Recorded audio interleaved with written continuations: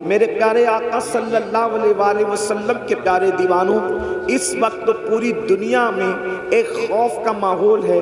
تقریباً 15-20 دن سے پوری دنیا ایک خوف کے ماحول کے اندر زندگی گزار رہی ہے۔ اس کی وجہ یہ ہے، خوف اور دہشت کی وجہ یہ ہے کہ اس وقت سیریا اور ترکی کے اندر جو خطرناک اور خوفناک زلزلے آئے ہیں، ان زلزلوں کو دیکھ کر کے ہر انسان لرزہ برندام ہے۔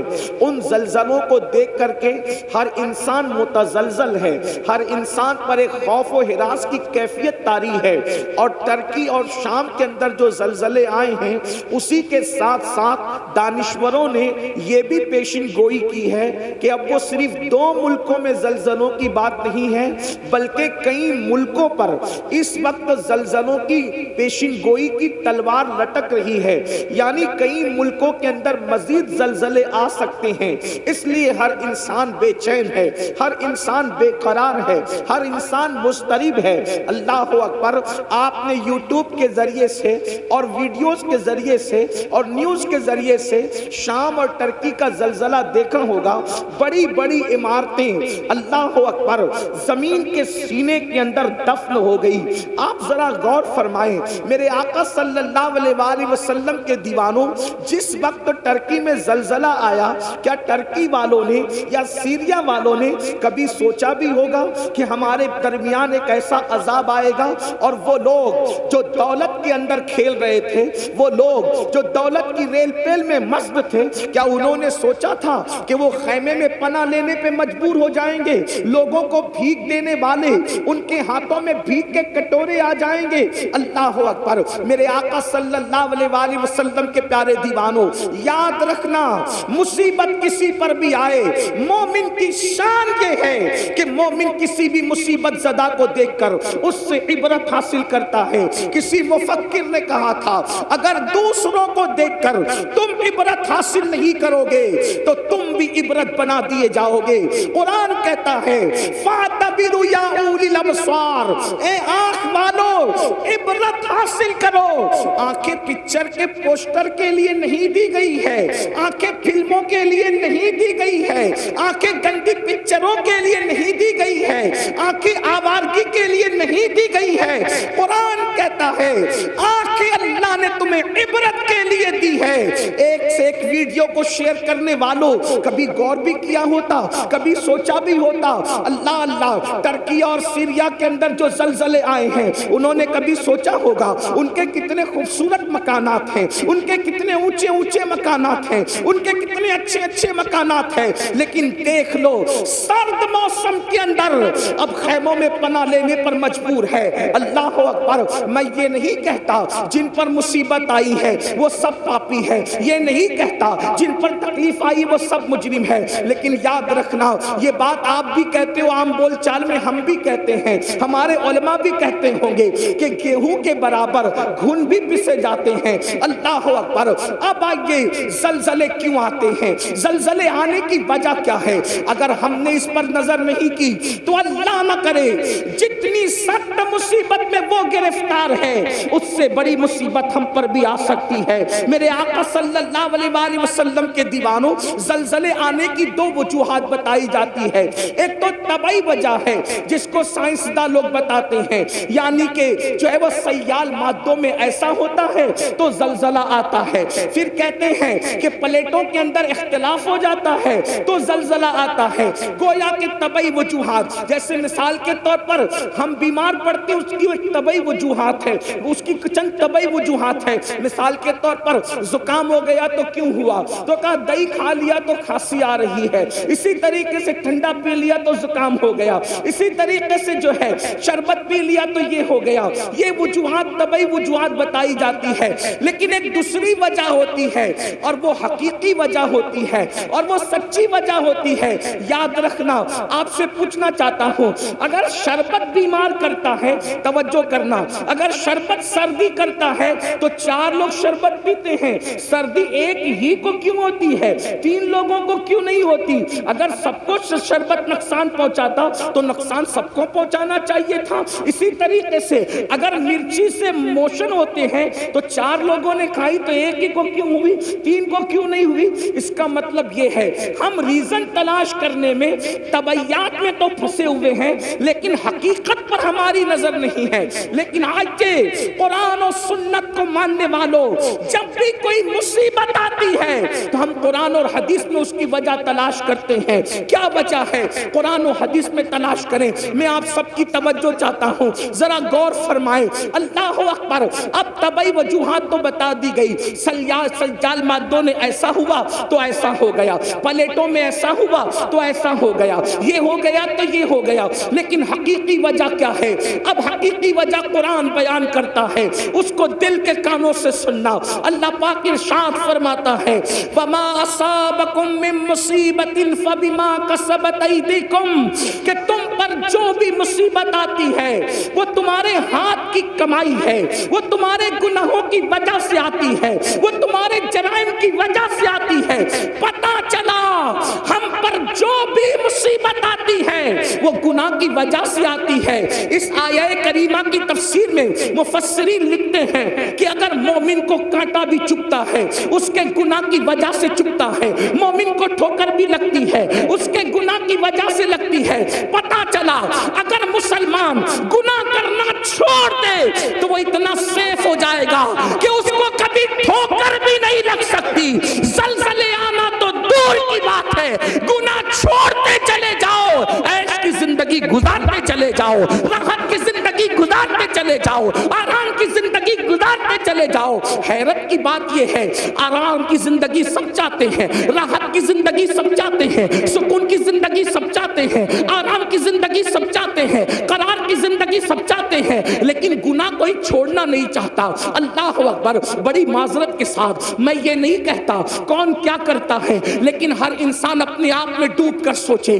کہنے والے نے کہا تھا اپنے من میں ڈوب کر پاجا سراغ زندگی، اپنے من میں ڈوب کر پاجا سراغ زندگی، تو اگر میرا نہیں بنتا نہ بن، اپنا تو بن۔ مسلمانوں ہم اپنے تو بن جائیں، اپنے آپ میں ڈوب کر سوچو میں کیا کرتا ہوں۔ توجہ کرنا، یہ محفل تو کیا کرتا ہے اس کی نہیں ہے، یہ محفل خود احتسابی کی محفل ہے۔ یہ ہمارے علماء کی پشت پناہی میں یہ جو فقیر قادری عرض کر رہا ہے، آج ہم یہ نہیں کہیں گے تو کیا کر رہا ہے، کون کیا کر رہا ہے، آج ہم اپنے آپ میں ڈوب کر سوچیں میں کیا کر رہا ہوں، میں کیا کر رہا ہوں۔ قرآن کہتا ہے یا ایھا الذین آمنوا علیکم انفسکم، اے ایمان والو اپنی فکر کرو۔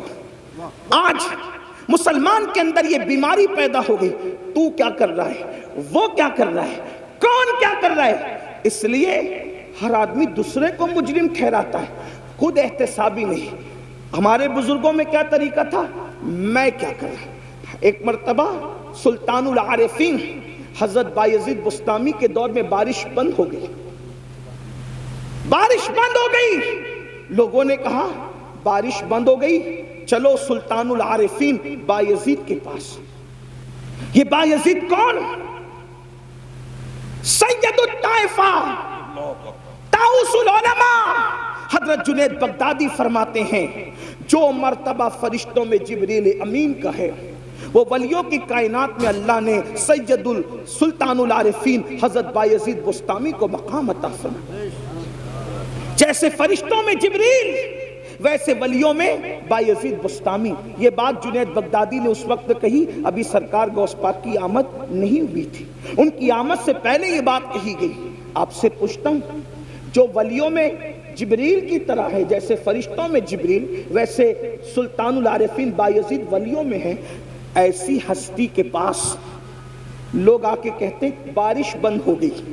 توجہ کرنا، اپنے دور کی بے مثال ہستی جس کی بارگاہ میں داتا علی حجویری جیسے لوگ خراج عقیدت پیش کریں، جس کی بارگاہ میں جنید بغدادی جیسے لوگ خراج عقیدت پیش کریں، جس کی بارگاہ میں سر سختی جیسے لوگ خراج عقیدت پیش کریں، وہ سلطان العارفین حضرت بایزید بسطامی رضی اللہ تعالیٰ کے پاس جب لوگ پہنچے حضرت بارش نہیں ہو رہی، کیا فرماتے ہیں میں جان گیا کیوں بارش نہیں ہو رہی۔ توجہ کریں، میں جان گیا کیوں بارش نہیں ہوئی۔ کہا میرے گناہ حد سے بڑھ گئے، میرے گناہ حد سے بڑھ گئے، اس لیے اللہ نے میری وجہ سے بارش روک لی۔ ایک کام کرتا ہوں، میں شہر چھوڑ کر کے چلا جاتا ہوں۔ جب مجرم اور پاپی شہر سے نکلے گا تو جس کی وجہ سے بارش رکی ہے پھر باران رحمت کا نزول ہو جائے گا۔ لوگ حیرت زدہ رہ گئے، اتنی بڑی ہستی، اتنی بڑی شخصیت جس کی زندگی میں کبھی تہجد فوت نہ ہو، جس کا مقام اور مرتبہ مقام شہودی اور حضوری میں یہ ہو کہ خود فرماتے ہیں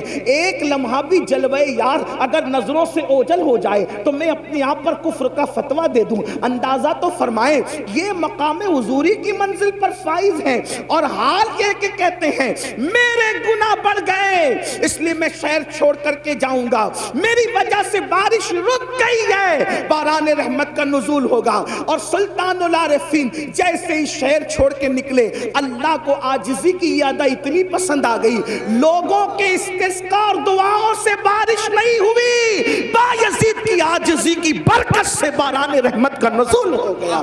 حیرت کی بات یہ ہے جو گناہگار نہیں تھے، جو مجرم نہیں تھے، وہ اپنے آپ کو گنہگار سمجھتے تھے، اور یہاں حال یہ ہے جو کبھی اٹھ کر کے مسجد بھی نہیں جاتے ان کو یہ غرور اور گھمنڈ ہے کہ مولانا ہم جنت میں نہ جائیں گے تو کون جائے گا۔ جن کا حال یہ ہے کہ وہ کھڑے ہو کر استنجا کرتے ہیں تو 3 دن تک کے غسل نہیں کرتے، ناپاکی کی حالت میں زندگی گزارتے ہیں، جو غسل جنابت کے حوالے سے اتنے غافل ہیں کہ 3-4 دن ناپاک پڑے رہتے ہیں، ان کو بھی یہ گھمنڈ ہے کہ مولانا ہم جنت میں نہ جائیں گے تو کون جائے گا۔ آؤ ترکی اور سیریا کے زلزلے کے تناظر میں ہم دیکھیں زلزلے کیوں آتے ہیں، اس کے آنے کی وجہ کیا ہے، تو ہم حدیث میں تلاش کرتے ہیں۔ امام اہل سنت نے بھی جو ہے وہ روایت لکھی ہے فتاوی رضویہ شریف کے اندر، پہلے وہ کوٹ کر دوں اس کے بعد آگے بڑھتے ہیں۔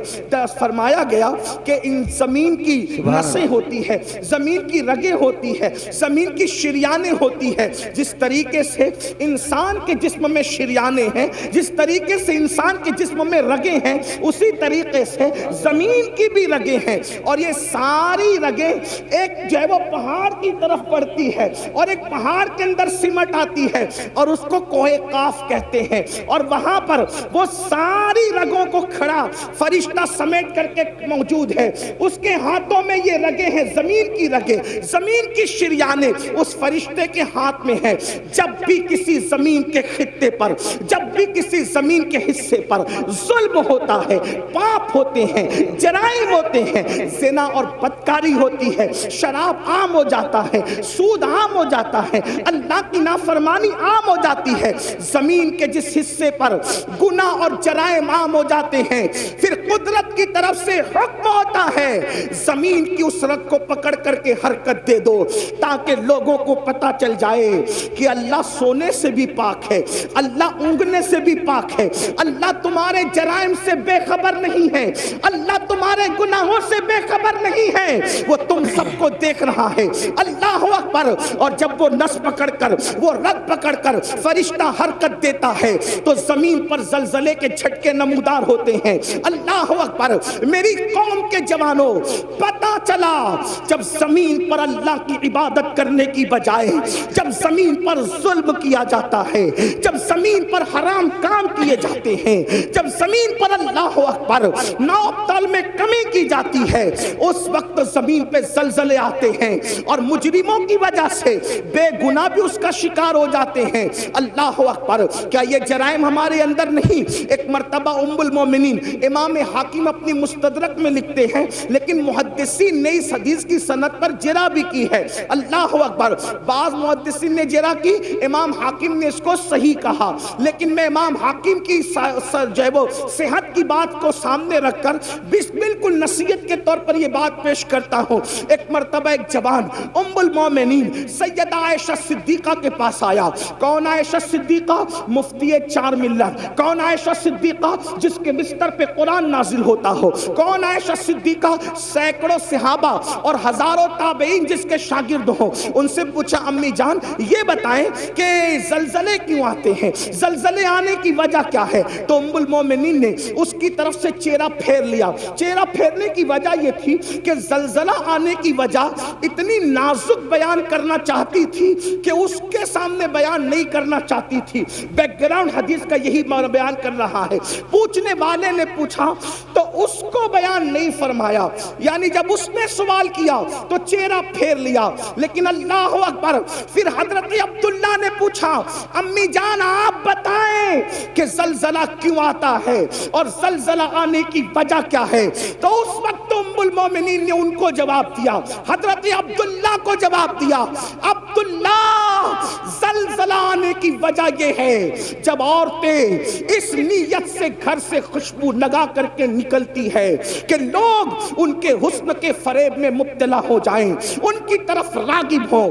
خوشبو لگا کر کے عورتیں اپنے گھروں سے اس لیے نکلتی ہے کہ لوگ ان کے فتنے میں مبتلا ہوں. پھر اس وقت زلزلے آتے ہیں جب عورتیں نامحرم اور مردوں کے سامنے، جب عورتیں نامحرم مردوں کے سامنے، اجنبی مردوں کے سامنے ننگی ہونے لگتی ہے، زنا کے لیے تیار ہو جاتی ہے، اپنے جسم کو پیش کرنے لگتی ہے، اس وقت زلزلے آتے ہیں. اللہ اکبر. ابھی آگے اور بھی روایتیں پڑھی جائے گی، اگر وقت رہا تو جتنا وقت مجھے دیا گیا میں اسی میں گفتگو مکمل کروں گا، لیکن آپ کی توجہ چاہتا ہوں. آپ سے پوچھتا ہوں کیا ہماری بہن بیٹیاں آج گھروں سے عطر لگا کر نہیں نکل رہی ہے، خوشبو لگا کر نہیں نکل رہی ہے، پرفیوم لگا کر کے نہیں نکل رہی ہے، خوبصورت بن کر کے نہیں نکل رہی ہے، میک اپ کر کے نہیں نکل رہی ہے؟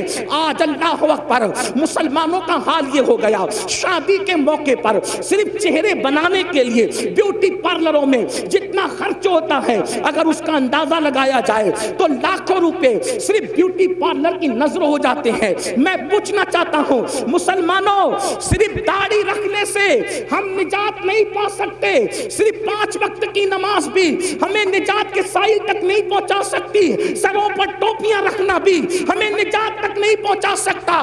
اس وقت تک جب تک کہ ہم پورے دین پر عمل نہ کریں. ہم نے دین کی چند چیزوں کو اٹھا لیا، کسی کو نماز آسان پڑی اس نے نماز اٹھا لیا، کسی کے چہرے پہ داڑھی آسان پڑ گئی اس نے داڑھی رکھ لی، کسی نے ٹوپی کو آسان سمجھا اس نے ٹوپی پہن لی. یاد رکھنا دین کو رسومات بنانے والوں، یہ رسمی عبادتیں نجات کے سائل تک نہ لے جائے گی. میرے نبی نے فرمایا وَالْعَاقِبَةُ لِلْمُتَّقِينَ. نعرہ تکبیر. آخرت صرف پرہیزگاروں کے لیے ہے، آخرت متقیوں کے لیے ہے. بلکہ یہاں تک فرمایا جو لوگوں کے سامنے ٹوپیاں پہنے، نمازیں پڑھے، روزے رکھے، نیک عمل کرے، اور جو تنہائی کے اندر پاپ اور گناہ کرے، اللہ ان کی عبادتوں کو ان کے منہ پہ مار دے گا. خدا کو ایسی عبادتوں کی کوئی حاجت نہیں ہے. میرا اللہ حاجت اور ضرورت سے پاک ہے، اسے کسی کی عبادت کی ضرورت نہیں ہے، وہ بے نیاز ہے. مسلمانوں بتاؤ تو صحیح، اللہ اکبر، ہماری بیٹیاں بیوٹی پارلروں میں جائیں، ہماری بیٹیاں خوشبو لگائیں، ہماری بیٹیاں اجنبی مردوں کے سامنے ننگی ہو جائیں. اب کچھ لوگ سوچتے ہوں گے کہ یہ مولوی یہ بات کیوں کر رہا ہے کہ بیٹیاں ننگی ہو جائیں. میں کہتا ہوں صرف کپڑا اتارنا ہی ننگا پن نہیں ہے. اگر دوسری حدیث پر نظر ڈالیں تو ذرا اپنے آپ میں ڈوب کے سوچے کہ کتنوں کی بیٹیاں ننگی ہے. بڑی معذرت کے ساتھ سفید ریش میرے بزرگ علماء بھی بیٹھے ہیں، ان کا ادب بھی میرے سامنے ہے، لیکن اگر انجیکشن نہ لگائیں، آپریٹ نہ کریں، آپریشن نہ کریں تو یہ قوم ہمیں ملتی کہاں ہے؟ جب ہم ممبر پہ نہ بولیں تو کہاں بولیں؟ لوگ کہتے ہیں اتنی اوپن تقریر نہیں ہونا چاہیے. میں نے کہا جب لوگ اوپن گناہ کر رہے ہیں تو اوپن اصلاح کرنے کا ہمیں حق نہیں؟ جو قوم گناہ کرنے میں اوپن ہو گئی تو کیا ہم اس قوم کو آئینہ نہیں بتا سکتے؟ اور اللہ نیتوں کو جانتا ہے. فحش بات کرنے کی ہماری عادت نہیں، اللہ نیتوں کو جانتا ہے. لعنت اللہ علی الکاذبین، جو جھوٹ بولے اس پہ لعنت ہے. ہمیں شوق نہیں یہ بات کرنے کی، لیکن آپ سے پوچھتا ہوں، آپ اگر یہ سوچتے ہیں ام المومنین نے کہا مردوں کے سامنے عورتیں ننگی ہوگی، زلزلے آئے، عورتیں ننگی نہ ہو رہی.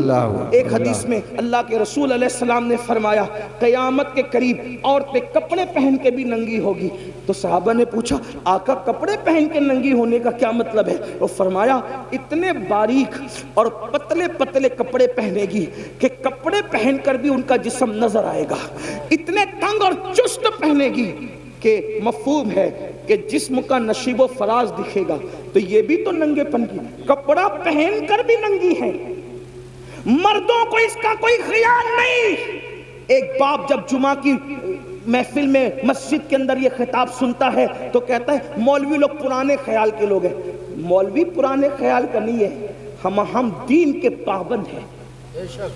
لوگوں کو اگر ترقی کرنا ہے تو لوگ آگے جائیں، اور مسلمان کو اگر ترقی کرنا ہے تو وہ پیچھے نبی کے قدموں میں آئے۔ سبحان اللہ۔ ہمیں کل بھی ترقی ملی تھی تو قدم ناز مصطفیٰ کے صدقے میں ملی تھی، اور اگر آج بھی ترقی ملے گی تو نبی کے قدموں میں ملے گی۔ لوگ کہتے ہیں نبی کے قدموں میں کیا رکھا ہے؟ میں کہتا ہوں جب ماں کے قدموں میں جنت ہے تو نبی کے قدموں میں کیا رکھا ہے اس کا اندازہ آپ خود ہی لگا سکتے ہیں۔ نعرہ تکبیر، نعرہ قدموں میں جو ہے غیر کا منہ کیا دیکھے، کون نظروں پہ چڑھے دیکھ کے تلوار کے۔ ایک بھائی اپنی بہن پہ کنٹرول نہیں کر سکتا، ایک باپ اپنی بیٹی پہ کنٹرول نہیں کر سکتا، ایک شوہر اپنی بیوی پہ کنٹرول نہیں کر سکتا۔ اگر کنٹرول نہیں کر سکتے تو دل کے کانوں سے سن لو، اپنی نماز، اپنے روزے، اپنے حج، اپنے صدقات، اپنے عمرہ پر گھمنڈ کرنے والوں، اگر اپنے گھر کی عورتوں کو کنٹرول نہیں کرتے تو اللہ نے جنت کے دروازے پہ لکھ دیا ہے کہ جنت دیوسوں کے لیے حرام ہے، حرام۔ جنت دیوسوں کے لیے حرام ہے۔ صحابہ نے پوچھا آقا دیوس کون ہے؟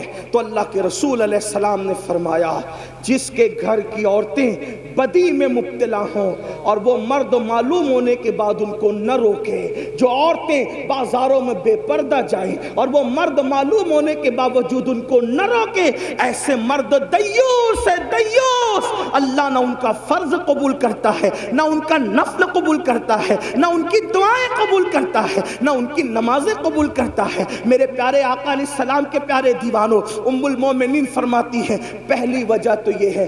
دوسری وجہ، جب ناپ تول میں کمی کی جائے گی تو زلزلے آئیں گے۔ ام المومنین ناپ تول میں کمی۔ اب ناپ تول میں کمی پر بہت اچھی تشریح کی ہے حکیم الامت حضرت علامہ مفتی احمد یار خان نعیمی رحمت اللہ علیہ۔ ناپ تول میں کمی پر ہمارا دماغ یہیں آ کے اٹک جاتا ہے کہ سبزی ناپ تول ہوا، سبزی میں ناپ تول ہوئی تو کسی نے کمی کر دی تو زلزلہ آئے گا۔ یہ بھی ہے، اس کا تو انکار ہی نہیں، تو سب سمجھ گئے۔ ناپ تول میں کمی کا کیا مطلب؟ اللہ قرآن مقدس میں فرماتا ہے ناپ تول میں کمی نہ کرو، وَلَا تُخْسِرُوا الْمِيزَانَ۔ سبحان اللہ۔ ناپ تول میں کمی نہ کرو، اس میں خسارہ نہ کرو، اس میں کمی نہ کرو۔ کیا مطلب؟ ناپ تول میں کمی نہ کرنے کے کئی معنی ہے۔ ایک معنی یہی تو بات ہے، جب غالب اور اقبال کے کلام کے اتنے معنی نکل سکتے ہیں تو پھر مصطفیٰ جان رحمت کی حدیث کے اس کے کتنے معنی نکل سکتے ہیں؟ اسی کو تو میرے امام کہتے ہیں نا، میں نثار تیرے کلام پر ملی یوں تو کس کو زبان نہیں، وہ سخن ہے جس میں سخن نہ ہو، وہ بیان ہے جس کا بیان نہیں، اور فصحا عرب کے بڑے بڑے تیرے آگے یوں ہے دبے لچے، کوئی جانے منہ میں زبان نہیں بلکہ جسم میں جان نہیں۔ حدیث کی تشریح ہو رہی ہے حکیم الامت کی زبانی، اور میں اس کو بطور مفہوم پیش کروں۔ ناپ تول میں کمی ہوتی ہے تو زلزلے آتے ہیں، تو ناپ تول میں کمی کا ایک مطلب تو یہ ہوا کہ ہم سبزی بیچ رہے ہوں، دودھ بیچ رہے ہوں وغیرہ وغیرہ، جو ناپ کے اس میں کمی نہ کرو۔ اب ناپ تول میں کمی کا ایک معنی یہ بھی ہے کہ کسی کا ہم پہ حق نکلتا ہے تو ہم تو اس کو مانگتے ہیں، لیکن جب ہم پر نکلتا ہے تو اس کو نہیں دیتے۔ ناپ تول میں کمی کا ایک مفہوم یہ بھی ہے، بھئی یہ بھی تو لینا دینا ہے نا، اگرچہ اس کا کوئی دکھنے والا ترازو نہیں ہے، لیکن بہرحال ہمیں دینا تو اس کا حق ہے۔ ہر آدمی حق مانگ رہا ہے، حق دینے والے کتنے ہیں؟ کیا بے شمار سفید لباس پر ہمیں وہ کرسی پہ بیٹھے ہوئے حاجی نمازی نظر نہیں آتے؟ جنہوں نے اپنی بہنوں کا حق مار کر کے رکھا ہے، کیا بات، کیا جو بات. اپنی بہنوں کو حصہ نہیں دیتے. کہ بے شمار ایسے لوگ نہیں ہیں جنہوں نے اپنے بھائیوں کا حق دبا رکھا ہے، اپنے بھائیوں کو حق نہیں دیتے. اگر اللہ نے طاقت دی، 4-6 لوگ ماننے جاننے والے ہوئے تو بڑا بھائی چھوٹے بھائی کو کہتا ہے جا جو کرنا ہے کر لے، میں نہیں دوں گا. اور پھر اس کے بعد اس کے ننگے پن پر کوئی انصاف کرنے کون سامنے آتا ہے؟ کون آتا ہے آنکھ میں آنکھ ڈالنے کے لیے؟ کون آتا ہے کسی کو حق دلانے کے لیے؟ کون آتا ہے کسی کے حق کے لیے؟ اللہ اکبر. بلکہ لوگ کہتے ہیں یار وہ تو ننگا آدمی ہے، وہ تو دادا آدمی ہے، وہ تو بھائی گیری کرتا ہے، اس کے پاس جائیں گے تو یہ ہوگا اور یہ ہوگا اور یہ ہوگا اور یہ ہوگا.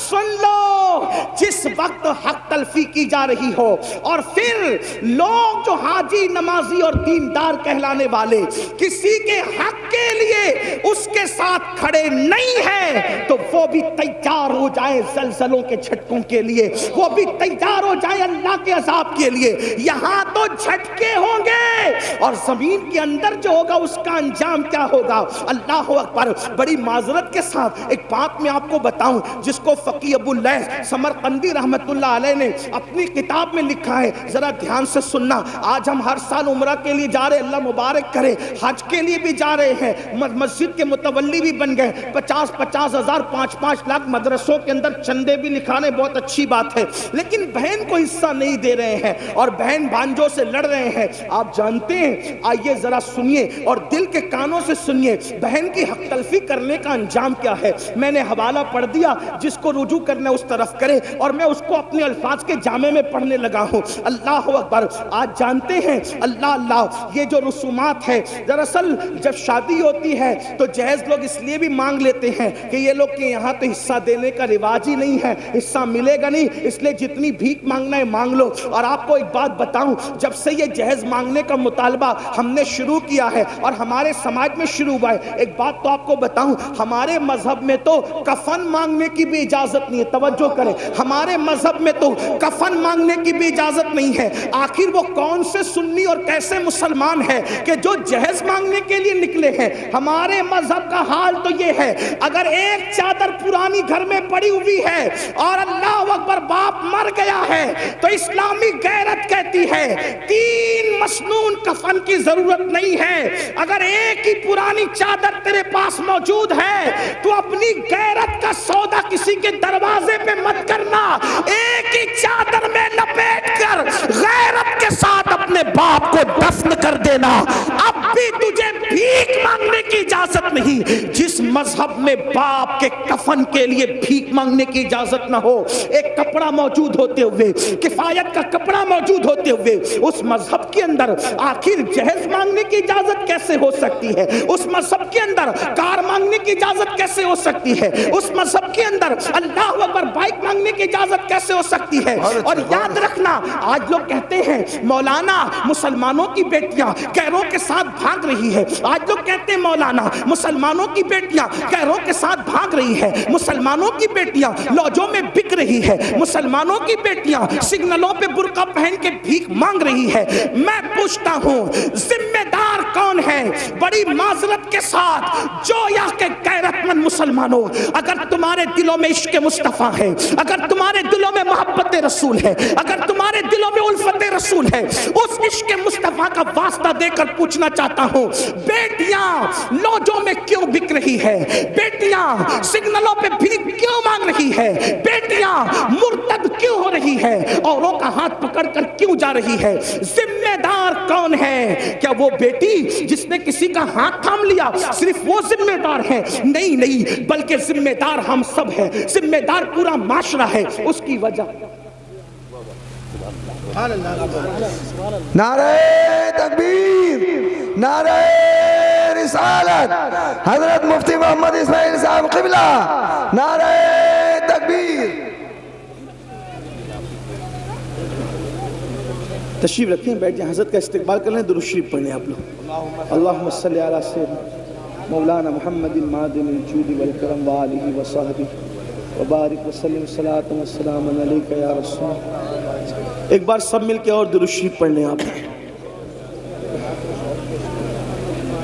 اللہ رب محمد صلی اللہ علیہ وسلم. بڑی نوازش. سب مل کے درود شریف پڑھیں, بلند آواز سے درود شریف پڑھیں.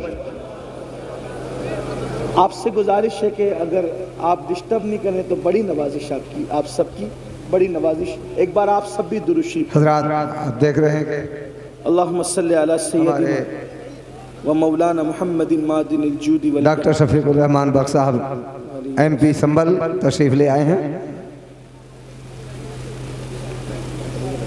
ایک بار پھر درود شریف پڑھنے. اب اللہ رب محمد صلی اللہ علیہ وسلم نحن عباد محمد صلی اللہ علیہ وسلم صلاۃ و سلام علیک. میں گفتگو شروع کر دوں پھر سے؟ آپ کی اجازت ہے؟ آپ توجہ میری طرف رکھے ہوئے. ایک بار ذرا پھر درود شریف پڑھیں, بلند آواز سے پڑھیں. اللہم صلی علی سیدنا و مولانا محمد مادن الجود والکرم وآلہ وصحبہ وبارک وسلم صلاۃ و سلام علیک یا رسول اللہ صلی اللہ علیہ وآلہ وسلم.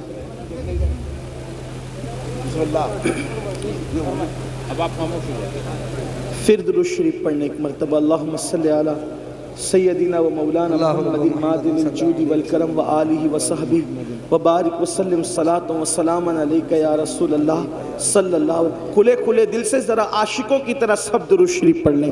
اللہم صلی علی سیدنا و مولانا محمد مادن الجود والکرم وآلہ وصحبہ وبارک وسلم صلاۃ و سلام یا رسول علیک یا اللہ جد الحسن صلاۃ و سلام علیک. تو یہ بات ہمارے معاشرے میں ہوتی ہے کہ بیٹیاں بھاگ رہی ہیں, مرتد ہو رہی ہے, مذہب چھوڑ رہی ہیں. ذمہ دار کون؟ صرف وہ جانے والی بیٹیاں ذمہ دار نہیں ہیں, اس کے ذمہ دار ہم بھی ہیں. کیونکہ ہم نے شادی کے نام پر اتنی رسومات کو ایجاد کر دیا, اتنی رسومات کو ایجاد کیا کہ اب ہر کس و ناکس کے لیے شادی ممکن نہ رہی, شادی مشکل ہو گئی. جبکہ میرے اور تمہارے نبی صلی اللہ علیہ وآلہ وسلم نے فرمایا نکاح اتنا آسان کر دو کہ زنا کرنا مشکل ہو جائے. آپ کی توجہ, جس نبی کے کہنے پر کلمے کو تم نے سچا مانا, ہم نے سچا مانا. جس نبی کے کہنے پہ اللہ کو ایک مانا, جس نبی کے کہنے پہ قرآن کو اللہ کی کتاب مانا, جس نبی کے کہنے پر اللہ کا دین اسلام مانا, اسی نبی نے تو یہ بھی فرمایا نا کہ نکاح اتنا آسان کر دو کہ زنا کرنا مشکل ہو جائے. آپ سے پوچھتا ہوں, آج ہم نے زنا آسان کیا ہے, نکاح مشکل کیا ہے. ایک انسان 1000-2000 روپے میں زنا تو کر سکتا ہے, لیکن 1000-2000 میں نکاح نہیں کر سکتا. جبکہ اللہ کے رسول نے یہ فرمایا نکاح اتنا آسان کرو کہ زنا مشکل ہو جائے. ہم نے نکاح کو مشکل کیا. بڑی معذرت کے ساتھ, سیرے کی رسم ہے, ہلدی کی رسم ہے, مہندیوں کی رسم ہے, یہ رسم ہے, جہیز کی رسم ہے, وہ رسم ہے, خدا جانے کتنے رسومات کو ایجاد کیا. آپ سے پوچھتا ہوں اسلام کا رسومات سے کیا تعلق ہے؟ اللہ اکبر. آج میں آپ کو بتاؤں, ہمارے مذہب میں توجہ کرنا, ہمارے مذہب میں نکاح اتنا آسان تھا, نکاح اتنا آسان تھا کہ جنگ کے میدان میں بھی نکاح ہو رہا تھا. حیرت کی بات یہ, جنگ کے میدان میں بھی نکاح ہو رہا تھا. آپ سے پوچھنا چاہتا ہوں, اور جنگ کے میدان میں جس کا نکاح ہوا وہ کوئی اور ہستی نہیں. آپ سوچتے ہوں گے کہ کسی ایرے گہرے کا نکاح جنگ کے میدان میں ارجنٹ ہو گیا. آپ یہ بھی سوچتے ہوں گے, کیونکہ سوچ پر کسی کی پابندی نہیں. لیکن میں آپ کو بتانا چاہتا ہوں علماء کی موجودگی میں, اللہ کی کائنات میں جو سب سے بڑی ہستی ہے ان کے برابر کوئی نہیں ہو سکتا. موسیٰ و عیسیٰ, داؤد و ابراہیم, اسماعیل علیہ السلام, یہ سب کے سب جس کے پیچھے مقتدی بن کر کے کھڑے ہیں وہ محمد الرسول اللہ کا نکاح خیبر کے جنگ کے میدان میں ہوتا ہوا نظر آ رہا ہے. آپ سے پوچھنا چاہتا ہوں کیا حضرت صفیہ کے ساتھ میدان جنگ کے اندر رسول اللہ کا نکاح نہ ہوا؟ اور پھر اتنی سادگی سے ہوا کہ صحابہ میں اختلاف ہو گیا کہ حضور نے صفیہ سے نکاح کیا یا نہیں کیا. علماء جانتے ہیں, میں کوئی نئی بات نہیں کر رہا ہوں, لیکن توجہ کرو, سال بھر پہلے سے شادیوں کی رسموں کو رچانے والوں, معراج کے دولہا کا نکاح میدان میں ہو رہا ہے, اور اتنی سادگی سے ہو رہا ہے کہ صحابہ میں اختلاف ہوا نکاح ہوا یا نہیں ہوا. تو صحابہ میں سے چند صحابہ نے کہا کیوں بحث کرتے ہو؟ انتظار کرو. اگر رسول اللہ نے حضرت صفیہ کو پردہ کرا دیا تو سمجھ لینا کہ نکاح ہو گیا، اور اگر پردہ نہیں کرایا تو سمجھنا کہ نکاح نہیں ہوا. آپ سے پوچھنا چاہتا ہوں، جب معراج کے دولہا کا نکاح اتنی سادگی سے ہوتا ہے تو تم کون اور تمہاری حیثیت کیا، ہم کون اور ہماری حیثیت کا؟ لیکن ظلم کا برا ہو، مسلمان کو نبی کی سنت کب یاد آتی ہے؟ کب یاد آتی نبی کی سنت؟ مسلمان کو نبی کی سنت اسی وقت یاد آتی ہے جب اس کا اپنا فائدہ ہوتا ہے. مطلب وہ سنت کا نہیں، اپنے فائدے کا پابند ہے. ایک بات آپ کو بتاؤں، مسلمان کتنی سادگی سے کہتا ہے مولانا جہیز دینا تو سنت ہے نا. رسول اللہ نے اپنی شہزادی کو جہیز دیا، تو جہیز دینا سنت ہے، جب سنت ہے تو دو. ہم نے کہا یہ بہت بڑے محققین اور علماء ہیں. میں ایک بات آپ سے کہتا ہوں، ہمت کہہ کے کہتا ہوں، اگر غلطی ہوگی تو ابھی اصلاح ہوگی، اور اگر یہ اصلاح کر دیں گے ابھی کر دیں گے. اگر صحیح کہہ رہا ہوں اور غلط کہہ رہا ہوں تو اصلاح کر دیں گے، صحیح کہہ رہا ہوں تو آپ کو ماننا چاہیے. رسول اللہ نے اپنی بیٹی کو جہیز نہیں دیا. جہیز دینا کوئی سنت نہیں. یہ ایک طالب علم کا، قرآن اور حدیث کے طالب علم کا دعویٰ ہے. مناظرے مباحثے اور اس کا شوق نہیں ہے، نہ میں مناظر ہوں نہ میں بحث والا آدمی ہوں، لیکن میں آپ کی عدالت میں ایک بات رکھ رہا ہوں علماء کی توجہ کے ساتھ. توجہ آپ کی اسی بات توجہ سے سن لیں. جہیز دینا سنت نہیں ہے. جب دینا سنت نہیں تو لینا بھی سنت نہیں. پھر آپ کہیں گے کہ وہ مثنوی میں، پھر مفتی احمد یار خان نعیمی نے، اور پھر فلاں اور پھر فلاں بزرگوں نے جو جہیز کی فہرست بنائی ہے اس کے بارے میں تو کیا کہتے ہیں؟ میں کہتا ہوں وہ فہرست صحیح ہے، فہرست سے مجھے کوئی اختلاف نہیں، لیکن تھوڑا سمجھ میں ہمارے فیر ہو رہا ہے. کیا فیر ہو رہا ہے؟ ایک بات بتاؤں آپ کو دھیان سے. نہ جہیز دینا سنت نہ لینا سنت. یہ ایک سبق سنانے کی نیت سے عرض کر رہا ہوں. علامہ اللہ بخش صاحب اگر موجود ہیں پیچھے ہے کیا؟ پشت پناہی کر رہے کیا؟ ہے بہت دور چلے گئے. نہ دینا سنت نہ لینا سنت تو کافر. وہ فہرست میں نے کہا صحیح، مثنوی میں فہرست وہ بھی صحیح، مفتی احمد یار خان نعیمی نے بنائی وہ بھی صحیح. تو کہا پھر میں نے کہا وہ بس سمجھ کا پھیر ہوا. اللہ کے رسول نے وہ جو جہیز دیا ہے، جہیز وہ سیدہ فاطمہ کو نہیں دیا بلکہ وہ اپنے بھائی علی مرتضیٰ کو دیا. نمبر ایک سیدہ کو نہیں دیا، بیٹی کو نہیں دیا، بھائی کو دیا. اگر آپ بھی بھائی کے لیے لاکھوں خرچہ کرتے ہیں تو امین القادری تمہارا تلوہ چومنے کے لیے تیار ہے. کیا بات ہے. حضور نے بیٹی کو نہیں دیا، اپنے بھائی کو دیا. داماد بھی نہیں کہہ رہا ہوں ورنہ کسی کو چور دروازے سے گھسنے کا راستہ ملے گا. بھائی کو دیا. اب بھائی کو کیوں دیا؟ اس لیے کہ حضرت ابو طالب کثیر العیال تھے اور ان کی غربت کا احساس تھا رسول اللہ کو، تو فرمایا اپنے چچا عباس سے کہ تمہارے بھائی کثیر العیال ہیں تو ان کے کچھ بچے ہم اپنی ذمے پہ لے لیتے ہیں اور ان کی پرورش ہم کرتے ہیں. تو حضرت جعفر کو حضرت عباس نے لے لیا اور علی مرتضیٰ کو بچپن سے رسول اللہ نے اپنی پرورش میں لے لیا. تو گھر میں رسول اللہ نے رکھا، بچپن سے نبی نے پالا، نبی نے پلا، نبی نے بڑھایا، نبی نے پرورش کی. اب بتاؤ جس کے گھر میں علی پلے ہیں تو علی مرتضیٰ کا خود کا گھر نہیں تھا، اب شادیوں کے علی نئے گھر میں جا رہے ہیں. تو جس نے پالا تھا، جس نے پوسا تھا، جس نے بڑا کیا تھا، جس نے تربیت کی تھی، اگر بفرض محال علی مرتضیٰ کا نکاح سیدہ فاطمہ کے ساتھ نہ بھی ہوتا اور علی کا نکاح کسی اور کے ساتھ ہوتا تو بھی علی مرتضیٰ کا گھر سجانے کی ذمہ داری تو اسی کی تھی نا جس نے بچپن سے پرورش کی تھی. جس نے بچپن سے پرورش کی تھی انہی کی ذمہ داری تھی. تو لوگوں کو مغالطہ یہ ہو رہا ہے کہ جہیز بیٹی کو دی، بیٹی کو جہیز نہیں دیا، بھائی کے لیے انتظام کیا. یہ تو ایک بات میں نے کہہ دی. دلیل کیا؟ اب دلیل سن لیں. ایک کھجور، توجہ، ایک کھجور کسی ماں یا باپ کے پاس آئے اور وہ دو بچوں میں برابر برابر تقسیم نہ کرے تو اللہ کے رسول فرماتے کھجور کی غلط تقسیم کرنے پر بھی اللہ کو جواب دینا پڑے گا. بچوں کے ساتھ برابری کا یہ حق ہے. اس کو ایک مرتبہ بوسہ لیا تو دوسرے بچے کا حق ہے کہ اس کو بھی ایک بار لے لے. جو مذہب بوسہ لینے میں برابری دیتا ہو بچوں کے لیے، تو اب سنیں، میرے نبی کی ایک بیٹی تو نہ تھی نا. ہمارے عقیدے میں، اہل سنت کے عقیدے میں، نبی کی کتنی شہزادیاں ہیں؟ 4. کتنی ہیں؟ 4. جو مل کے بولے کتنی ہیں؟ اور 4 مانو، کیونکہ دوسرے ہیں جن کو 4 ہضم نہیں ہوتی. کچھ ایسے ہیں جن کو 4 سے ہی نفرت ہے. جی جی سبحان اللہ. نہ 4 خلفاء مانتے ہیں، نہ 4 شہزادیاں مانتے ہیں. انہیں تکلیف ہے اور وہ پورا زور لگا رہے ایک ہے ایک ہے ایک ہے. ہم نے کہا 4 ہیں، ہمارے پاس قرآن سے دلیل. ہمارے پاس دلیل کہاں سے؟ علماء موجود ہے.